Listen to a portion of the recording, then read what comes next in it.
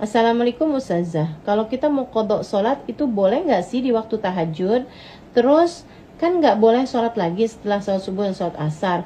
Terus gimana kalau mau qadha sholat subuh dan sholat asar? Nah ini diterangkan sama para ulama-ulama ya. Ada di kitab-kitab fikih, ya Anatul Thalibin ada, di Bushrol Karim ada, kemudian lagi di kitab-kitab yang lebih besar daripada itu, di Igna, di Baijuri, Bujairomi dan seterusnya, semuanya menerangkan tentang waktu mengqadha sholat untuk sholat-sholat kita yang pernah tertinggal. Jadi kalau kita ada sholat kita yang tertinggal di masa-masa yang lalu, itu kita mau punya qadha sholat nih, apa yang harus kita lakukan? Nah, di waktu tahajud itu adalah waktu yang sangat baik. Kamu boleh melakukan qadha sholat apapun, di waktu apapun selain daripada 3 waktu ini. 3 waktu yang kamu nggak boleh mengqadha sholatnya adalah habis subuh sampai isyraq, sampai terbit matahari. Kemudian yang keduanya waktu istiwa, waktu matahari tepat berada di atas kepala, yaitu sekitar 5 menit gitu sebelum adzan duhur. Sama yang keduanya sesudah kamu mengerjakan sholat asar sampai terbenam matahari, gitu ya. Jadi 3 waktu itu adalah waktu yang tidak diperkenankan kita mengerjakan sholat qadha. Tapi di selain dari waktu tersebut, dari 3 waktu itu kamu boleh mengerjakan sholat apapun di waktu apapun. Jadi nggak harus waktu duhur kamu qadha duhur, waktu asar kamu qadha asar, nggak harus seperti itu. Misalnya nih kamu punya waktu longgar, waktu duha misalnya gitu kan. Nah kamu dulunya pernah punya ada masanya yang kamu nggak mengerjakan sholat misal gitu. Nah itu kamu boleh tuh, silahkan kerjakan sholat qadha tersebut di waktu duha kamu gitu. Misalnya saya sih dulu tuh sholatnya saya terus istiqomah, alhamdulillah nggak pernah tinggal kecuali subuh. Sering ketiduran di waktu subuh dan dulu saya nggak ngerti kalau sholat itu harus diqadha, jadi saya suka kelepasan sholat subuh. Berapa banyak?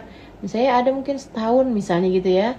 Setahun kan berarti cuma 360 hari aja gitu. Nah itu mulailah kamu dengan setiap waktu duha, kamu kerjakan sholat subuh gitu. Sholi fardhu subhi qadaan lillahi ta'ala. Terus seperti itu setiap waktu duha kamu kerjakan misalnya 10 kali sholat subuh gitu kan. Cepet banget tuh, 336 hari kamu udah selesai dari qadha sholat subuh tersebut gitu.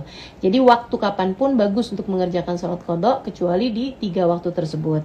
Nah kemudian pertanyaannya, kalau yang qadha di waktu asar dan subuh gimana Ustazah? Padahal dia misalnya dia biar gampang qadha subuh di waktu subuh, qadha asar di waktu asar gitu.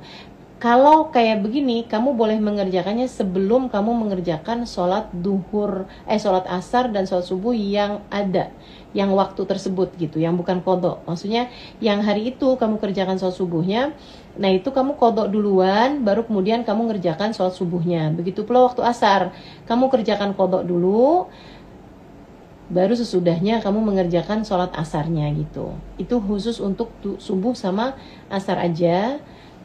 Sisanya untuk 3 waktu yang lain, kamu boleh mengerjakannya sebelum, kamu boleh mengerjakannya sesudah, dan sesudah jauh lebih baik daripada kamu mengerjakannya sebelum. Kecuali kalau kamu misalnya lagi nunggu jamaah, nunggu sholat berjamaah, masih ada waktu nih gitu, ya udah kamu qadha dulu aja nggak apa-apa. Nah habis itu baru kemudian kamu sholat berjamaah, sudahnya mau qadha lagi juga waktu yang diperkenankan gitu.